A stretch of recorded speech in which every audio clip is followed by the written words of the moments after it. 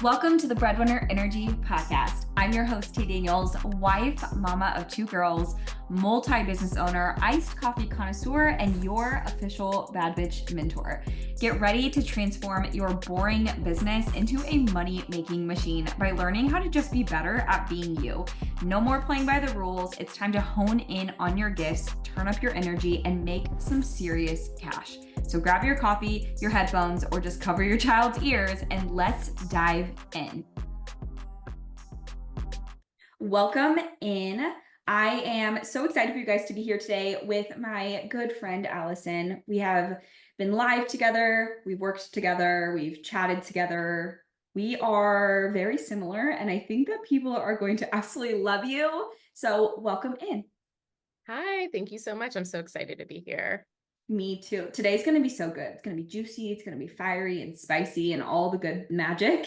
Allison's similar to me in that you are also spicy and just straight shooter. And that's why I love you so much, because I think my audience will love your vibe, because if they love my vibe, they've got to love yours. So can you tell everyone, who are you? Where are you from? What do you do? Tell us everything about you. Yes, so I'll give you guys the Cliff Notes version first. If there's anything you want to pull out, just let me know. So I call myself the spiritual biz witch. I am a business coach and a marketing mentor for spiritual coaches, healers, light workers, new earth leaders looking to build irresistible as fuck brands. So I do a lot of helping people develop their biz prowess so that they can obviously increase their income and impact beyond that six-figure path. But at the same time, I weave in a healthy dose of energetics and emotional resiliency with this as well too, because we can't really build a business from a myopic point of view. As we all know, listening, business building is triggering as hell. So gotta hold space there. I live in the Washington, D.C. area, trying to get out of the Washington, D.C. area, originally from Alabama. So I'm a country girl at heart. I love that. Do you think you'll ever go back to Alabama? Not Alabama, but I am trying to go to the country. So I live in a fairly metropolitan area right now. And it's so funny because when I was in my 20s, all I ever wanted to do is live in the city. And it was great. It was great until it wasn't. And now all I want to do is have land and chickens and not be around people. Oh my God, this is me too. I was like, I'm going to move to Vegas. And then now I'm like, yeah, I definitely need to get away from city people immediately. Yes, like right now. So Yes, we're working on it.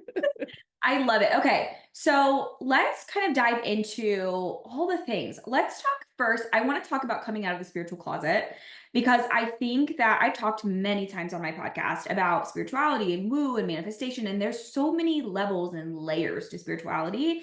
But I think that people misconceive that there's this gap between like spirituality, woo, and not, versus like a lot of spirituality as a business owner is you're going to go through it. Like you're going to go through this, like, oh my God, like who am I and what am I supposed to do and what am I meant to do? And this whole like, who am I coming to yourself type thing, which is part of being spiritual. But I don't think people think of it that way. So let's kind of dive into like talking about coming out of the spiritual closet and what that looks like. So I kind of hear two different ways I can take this, and I'll try to touch on both. If I forget to, please bring me back. And one is the first thing that popped into my mind when it comes to coming out of the spiritual closet is the fear that comes around the judgment that people will have around your beliefs. So there's that. And then the other side of it is almost like the, the awakenings or the ascensions that we have as spiritual beings having a human experience along the way, and how that kind of shapes our business. So I'll try to touch on both, but if I forget something, try to bring back. I get verbose. It is for many people very, very terrifying to think about how the world might perceive you when you start talking about things that are not mainstream. So, I mean, I even experienced this. So I'm, in addition to the traditional stuff I do, I'm like a light language energy channel and a psychic. And when I started bringing that flavor of mine into the online space, it was scary as hell because I live in the Washington, D.C. area. Everybody I know here is very mainstream and normal. So I was like, they're going to watch this and think I'm clinically insane. So a lot of people experience this fear of judgment.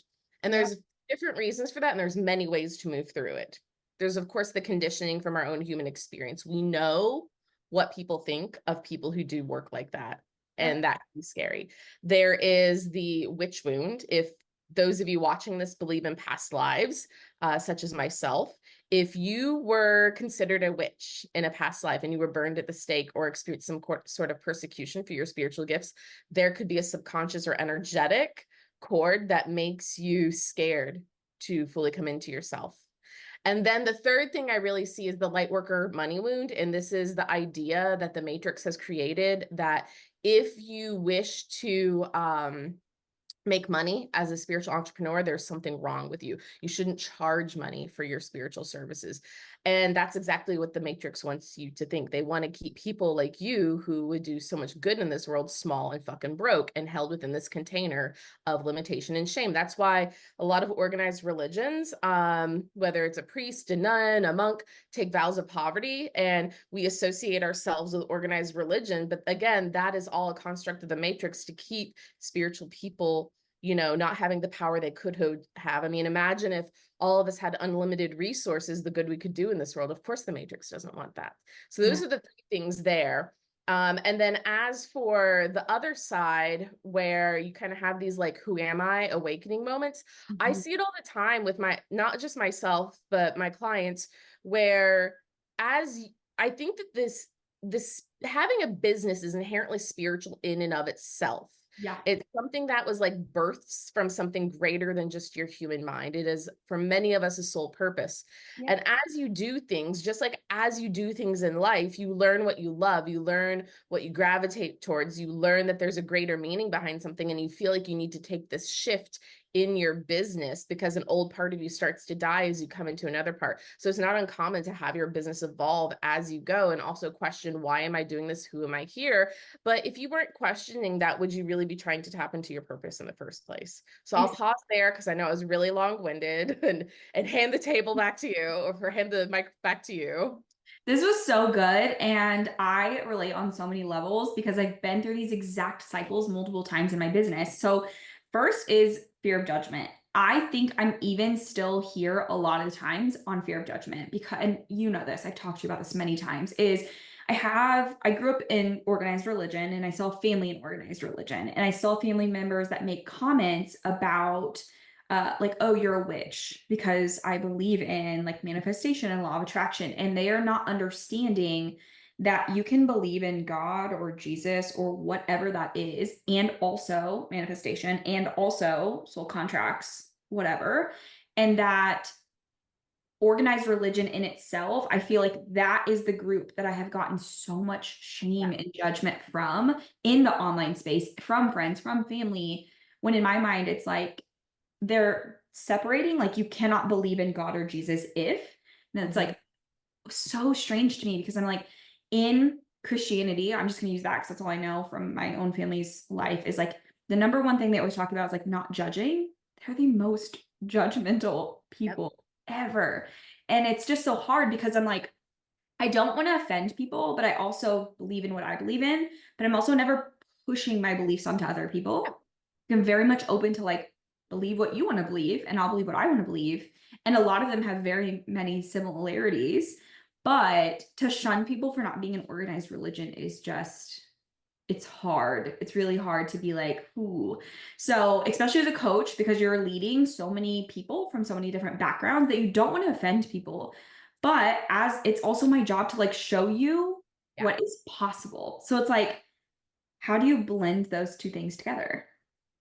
So are you talking about blending the two things together as in like trying to not offend people while like kind of being anchored in your truth? Yes. Well, for me, I don't care if I offend people. Well, there's also that too.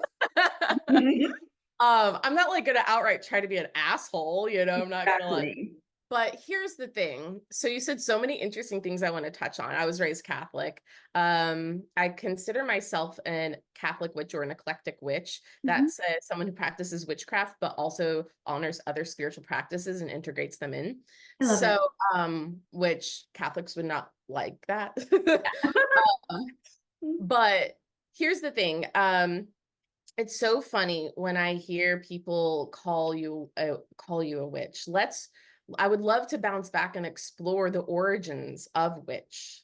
So all witchcraft is usually pagan traditions of some Mhm. capacity, Yeah.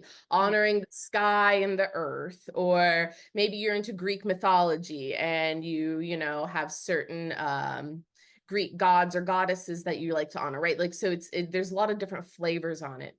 And Mhm. a lot of people associated with these practices have psychic abilities and are intuitives, and Yeah. back in the day, before we had this like widespread um Christian belief system. And I'm not knocking Christianity because I work with Jesus, I work with the Blessed Mother, I have angels. Like you know, I'm just talking about those who have a myopic view here. So back in the day, when I guess I could be getting my history a little bit wrong here, but let's pretend I'm getting it right. During like the Crusades and during when England and Scotland started to turn Christian, what was happening is they were going into places like there are areas of like Scotland that had like deep Celtic pagan traditions, and they were finding in this women who were spiritual leaders, who were healers, who were medicine women, who honored the earth, who took care of Mother Nature. And they said, oh, I don't like this, you're a witch, now become Christian. Same thing happened when, you know, people were coming to America, colonizing America. You know, you had people who probably brought these belief systems with them, their traditions, and they started creating these witch hunts and creating fear. So like, first off, I say all of that, this mini history lesson, to be like, the only reason we prescribe witchcraft with negativity is Mhm. because a white dude didn't fucking like that women were spiritual leaders and had psychic gifts. That's it. So Yeah. if someone calls you a witch, congratulations. All Yeah. right. Which is so interesting because it's usually my mom's mom, and my mom is Native American. Her father is Native American. So I grew up with my mother and practicing Native American beliefs and the language and burning sage. And like there's different aspects of Yeah, Native American religion and culture that are not religion, sorry, culture, but that's where she like that is witchcraft. And I'm just like, that's really odd to say to someone, it your is. child, that you created with a Native American band, but that's off topic. But yeah, I do agree that like, I agree with like being in the space. It's almost like you can't care what everyone thinks and believes. So, like you literally can't, you go insane. And the more you're you, the more you're going to attract more people who like you. But I think that this specific topic of spirituality just gets so misconceived, and I get really in my head about like trying to help people understand, and I have to like pull back, like it's not my job. No. And if someone else gets triggered by what you believe and you're not pushing on, you're just expressing your beliefs, then Yeah. congratulations, you've helped them find a shadow that they can Mhm. explore and integrate. And it's so Right. interesting. Like, one of my clients is a shadow worker and a psychic, and she does a lot of like tarot readings and divination and stuff. And her content is always getting comments like, you need to find Jesus, you need to find Jesus, you know, stuff like that. And the funny thing is, she's worked with Jesus before in healing sessions. Like, he doesn't dislike her, like, he likes her, like, and she likes him. So we always joke about that. But it's very interesting how, you know, she might not even, and I think a lot of times folks who say those things may be coming from a good place, even if it's not delivered that way. Like, oh, well, I'm concerned this person might not, you know, go to heaven. But that's not the way to do it, right? Yeah, and And it's so interesting because like you're not the decider anyway, yeah. ever, So why do you care? right? I always find that interesting when people make comments to me about like Jesus or God. About I've had people like make comments where it's insinuating that I don't have that relationship with him because I'm not a part of organized religion or because I believe in astrology. Yeah. So like It it's doesn't have to be this or that. It can be this and that. actually it's not black and white. So I've odd. kind of created my own spiritual belief system that like a la cartes from different stuff because there's different aspects that resonate with me. Yeah, and for me too, I'm very much like I can see two sides where I'm like, oh, Yeah. I could definitely see how that could be true, and I could also see how this thing could be true too Yeah. at I the think same that's a time. way to see the world. That's a great way to see the world. Yeah. So it's But just it's interesting. exactly that fear. It's exactly that fear that keeps people Yeah. from coming out, that fear of judgment. So if you are someone who is nervous that by coming out of the spiritual closet, you will be judged, that is also a shadow. That is an opportunity to be like, what feels scary? Is it fear, or is it that you're not getting approval from those that you love and your inner child is seeking that approval, right? Like there's a lot to explore there. And Yeah. so this is also why, as you and I both know, running a business catapults you into doing so much inner work. Yes.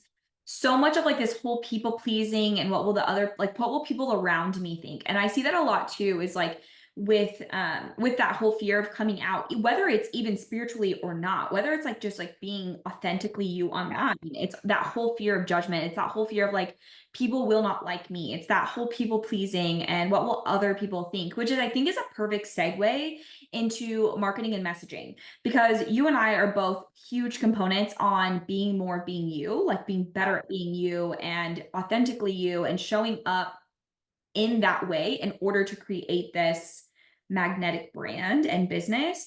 So let's kind of talk about like how do you segue from fear of being seen and fear of being judged to here it is. This is me. Well, I think there's many ways you can do that. For me personally, what works best for me is doing it in spite of the fear, Yeah. right? Showing my brain, training my neural pathways that when I do scary things, bad things don't happen. So Yeah. there's that massive imperfect action component, Yeah. but also working with other healers and coaches to hold space for me to help me move through those things. So Mhm. if you are trying, whether you're trying to bring your spiritual belief system into your business, which obviously that's a huge part of what I do in my brand, or if you are trying to just show up as you without fear, Mhm. I would say the components of this include that massive imperfect action, training the brain that nothing bad happens, doing it in spite of the fear, working with your own coaches and healers, and usually requires a healthy dose of inner child work because I think a lot of these fears stem from, if not past life programming from our childhood. Oh, 100%. I totally agree. And I love that, like doing it with the fear, like literally holding its hand and being like, right? Because I think there are a lot of people that I coach in the earlier phases of business or under that six-figure level. And one of the big things is like waiting for it to feel good and waiting for it to feel right and waiting for Doesn't the fear to ever feel pass. good. Right? It's like that whole like when I'm teaching them like showing up online or doing video or hosting live events. It's like that fear of like I'm not good at this yet, and I'm like, yeah, you will never be good at it until you continue to do it. Like that's how that works. So I do really love that, and I do also kind of want to touch on like authenticity. We hear this a lot, right? We Yeah. hear like be authentic, create an authentic brand, use your authentic voice. What does that mean to you when you're coaching it? Okay, so I know I give really verbose answers, but I'll frame by saying some of the worst advice I was ever given when I started my business was to show up professionally on the online space, right? So Ever. I remember I was like, so not me when I started off, and I hired my first business coach. And I think I used like the word cunt or something on our call, like a really, and she was like shooketh. She was like, I thought you were a goody two shoes from your branding. I was like, I thought that's how I had to brand myself. So when it comes to showing up authentically in the online space, I want to think of you guys to think about like when you're sitting with your best friend Yeah. and you're 3 glasses of wine in, what do you act like? And bring that to the online space Yeah. because that's the person people want to hire. People Yeah. don't want to hire like someone that's in all beige, eating a salad at their computer desk, laughing. Like, get No. rid of it. right? So that's how I like to frame it. Be the person you are with your bestie in your online space, because you also want to have that kind of energy exchange with your clients. I agree. I love it. And I could not agree more. I have so many people tell me like, I literally do not like you and I don't like that you cuss, but I was the same in the beginning. I was the same. It's like perfectly, I had to be like perfectly polished and put together. And I was like, this is not at all who I am. And then I think people even think that sometimes for my photos, like people who've never met me, and then they'll Mhm. come to like a coaching call or they'll come to like a room like this, an interview. And I'm just chill. Like right now, like I'm in a You're t-shirt. I'm just in a the makeup Taurus. and I You're just a am. Taurus. You just I like those am. bougie things. I am like I'm equally like Pinterest aesthetically pleasing, and also I really don't give a shit ever about anything, and I'm probably just taking a nap and eating. You're just a Taurus. Exact to a T, and a Libra rising. Like mesh those two together to a T. Yep. So yeah, I think it's just really interesting that people have thought that or think they need to be polished or put together, or like what will people think? And I'm like, the moment you crack open this door to like just being a real human, letting your freak flag fly, to just being like, this is just who I am. And it's not put together. Like me through this whole rebrand. Like you came into this, we got on before we started recording, and she's like, how was the rebrand? And I was like, absolutely shit. It is. It's not going great. It's not. I was lost for a few months, and it's people have been like, "Oh my God, this is so great." And in my mind, it's like, this is chaotic AF. But people don't care. People want the real you.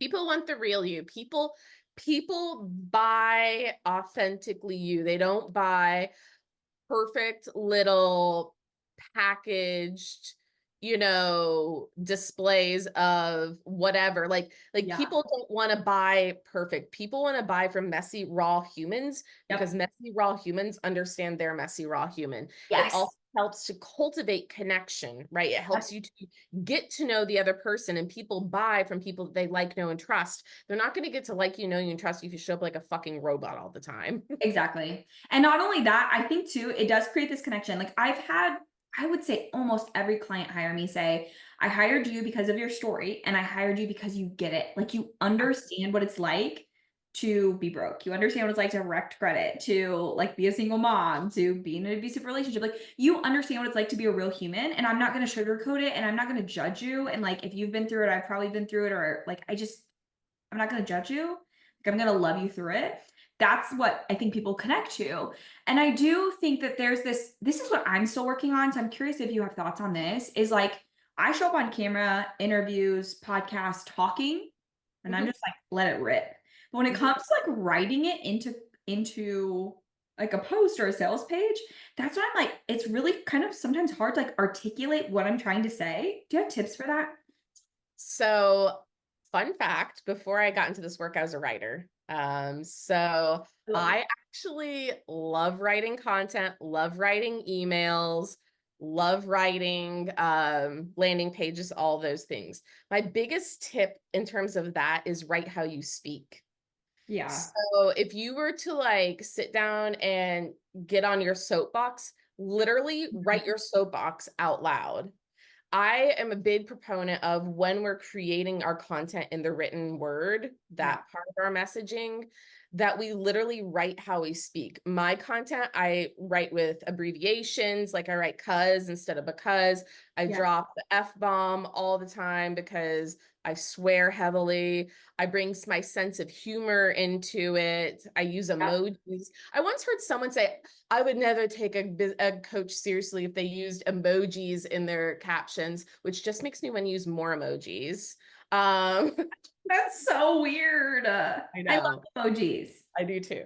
So in terms of that, another tip I've given one of my clients too, who does better verbal than writing, is I had her get an app that she can dictate into that translates into the written word. I So love number one, always write how you speak. That's really good. But I think this is where I struggle. Now that you're saying this, I struggle with both actually, because there's some days I'm really good at writing and some days where I'm really good at speaking. Sure. But I think I figured out, just like us talking, is I actually love to write emails. Like I loved and blogging. Like I love to do it, and I've done it for a long time. But I go back and I fix stuff, and I'm like, oh, it needs to sound like this, instead of just like letting it rip. And I probably should just like let it go. Yeah, no one's going to notice. No one's Yeah. going to notice. I mean, I think it's normal that most people go back and edit. Um, are you talking about like you'll post it and then you'll go back and edit it, or do you hold on to it and you refine that? Yeah. So, Sometimes it just depends on my mood, really. well, that just means you're human. Yeah, it's true. We all have those moments. And I mean, listen, I used to be a professional writer. So honestly, writing content and writing emails is like my favorite thing about marketing. Yeah. Naturally, I want to be an author too. So I have like some book ideas here. Mhm. But I'm gonna write a book about my life because it's interesting. And even if you don't know me, you'll want to read it. Um, I love but it. when it comes to writing content, even Uh-huh. I sometimes experience writer's block and I experience lack of motivation. My tip and trick to all of you here, don't say I didn't give you anything, is I keep all of my content I've ever created, the captions, not necessarily Yeah, yeah, in yeah. one space, and I recycle it. Yep. So right now I'm my marketing is focused, my marketing plan is focused on messaging right now. And like yesterday, I had no inspiration. I was just like, I had a headache, went back, pulled a piece of content from the last time I was enrolling for something around messaging, done. Yep. I need to do that actually. I was just thinking about this and I need to put a lot of them into blogs because I have written like over what was it when we checked? I think over like 20,000 emails over the last however many years. I'm an email queen. I recently had my team tell me I need to slow down. I'm sending too many emails. I'm like, no, I love sending emails.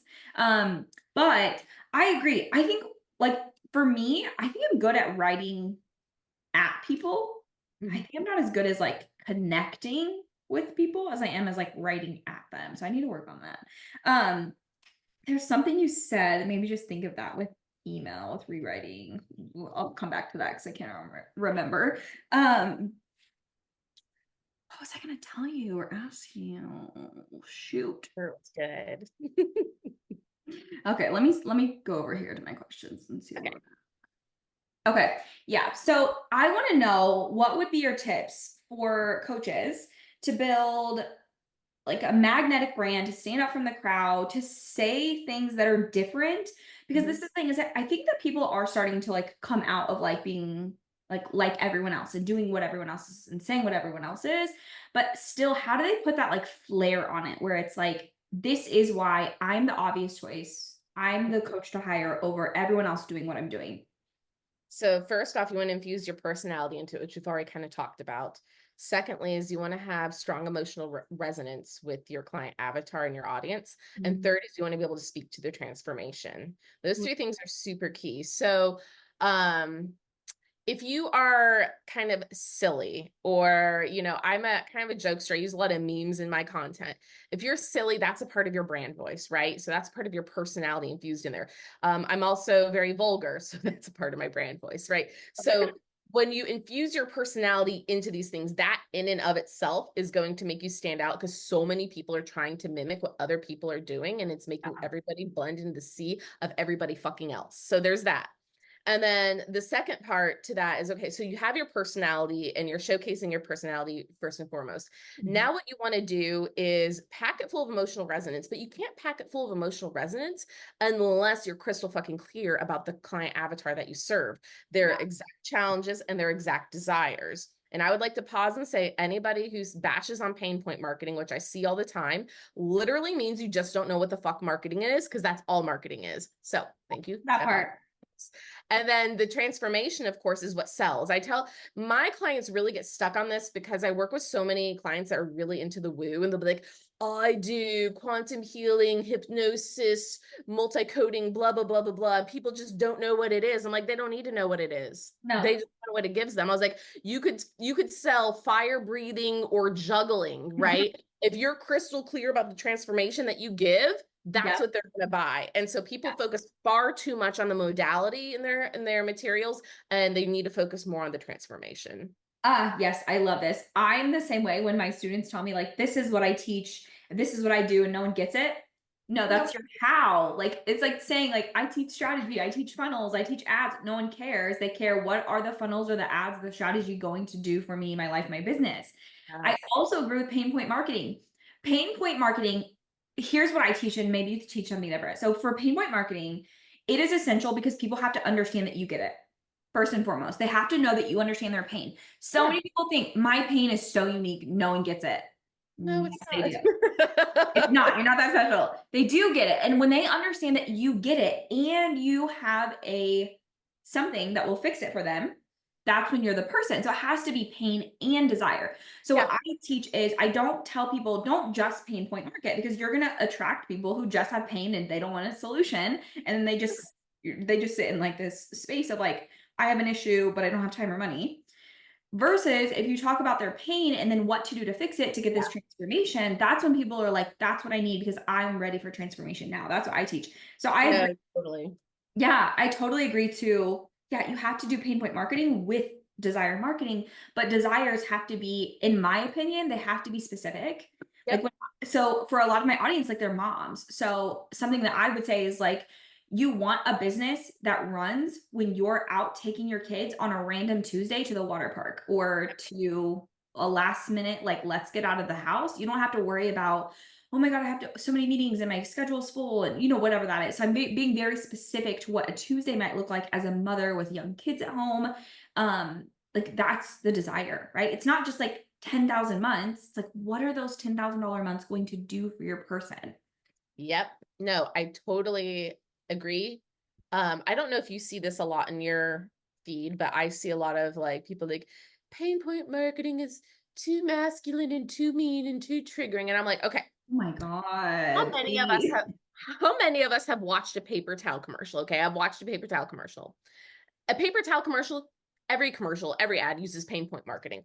Exactly. There's a spill on the counter and they show that dramatic sweep of that like flimsy paper towel trying to wipe it up and it doesn't get it all up and there's still a lot of juice there, right? And Yep. so then their brand comes through and swipes it all up. What did it just do? It demonstrated the pain of the paper towels that you've been buying, the challenges that it doesn't clean up, that you have to use so much of it, and the solution, the desire of this brand where you can use less and sop it up, right? Exactly. All marketing Oh, is, that's all it is. But you exactly. have to know your client avatar to be able to do it effectively.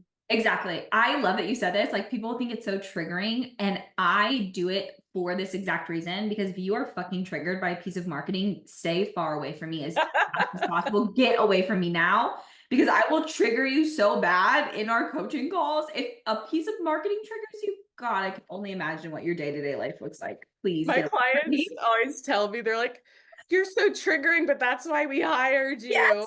But you're right. If my triggering puts you in a tailspin, this is also not a time to build a business because you have to be able to sit with that discomfort when you build a business. Oh my God. I literally just talked to a client about this the other day, was rejection, because she did her first event. It went awesome, but no one had bought in like 3 days.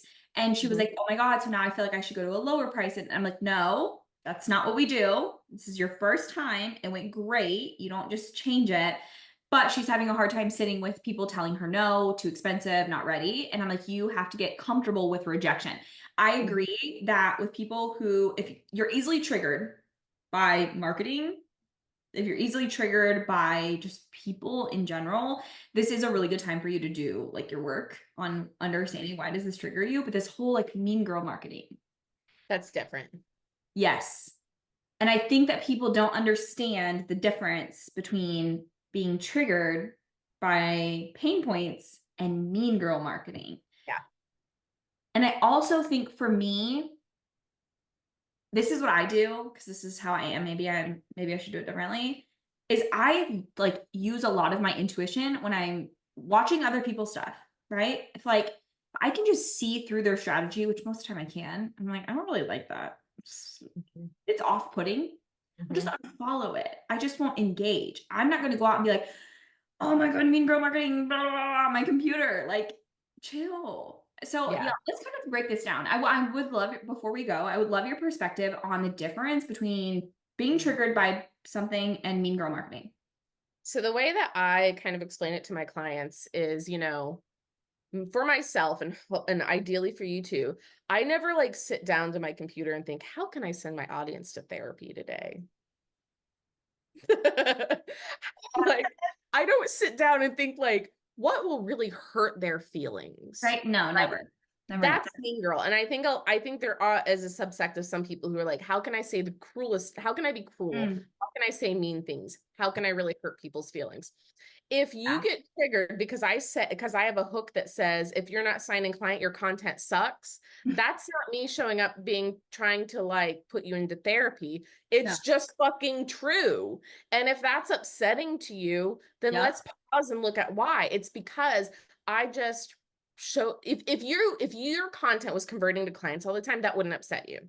Nope. If your content was converting to clients left and right, me saying your content sucks would Yep. not hurt your feelings. So all that's Exactly. doing is showing you a piece of yourself that you can improve on. And then you have a decision, you have an option right there. You can choose to be like, all right, let me see what this chick's all about because yeah, my content does not turn my audience into paying clients. So clearly something's Yep. wrong.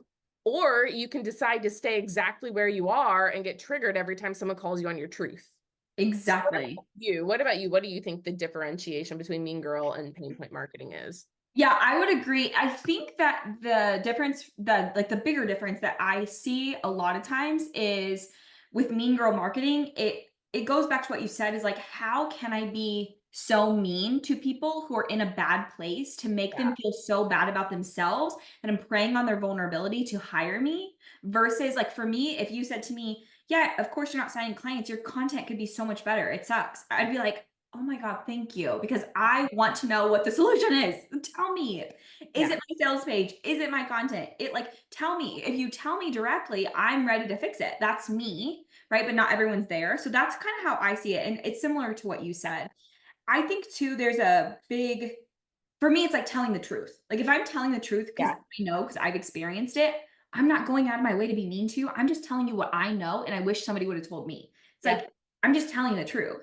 I But know. I brought a the lot of my own past experiences. Yes, and the more I'm direct, the more people love that about me, they hire me because of it, and it gets me away from people who want me to coddle them and not be direct with them, because if you can't take my direct marketing, you will not survive my direct coaching. Yes. I mean, and that's another good thing about creating your messaging, whether it's your content, your emails, your podcast, Yep. whatever it is, verbal or written to your client avatar, is it'll bring in your person and it'll repel those who are not meant for you. Yep, 100%. I love it. This conversation's been so good. I know people are gonna be triggered, but also people are gonna trigger warning on this episode. No. But I know you have a free gift for our listeners, so could you tell everyone what that is? Yes, if you want to go to my Instagram page, Spiritual Bizwitch, and you check out the link in my bio and click the 6-figure social media success checklist. That is my checklist I go through every day. Like Tay, well, Tay's is 100% organic marketing. Mine's like 90% organic marketing because sometimes I get lazy and do paid ads for lead generation. But other than that, it's all organic, and that's my organic marketing social media success checklist. Love it. It will be linked below as well as her social, all of her links. Go connect, check her out, tell her you listened to this episode, go be friends with her. If you loved her here, you're going to love her on social media and everywhere else. But go get the checklist, it's down below. And thank you so much for being here today. Thank you for having me. Of course. And to all of our listeners, I will chat with you on the next episode.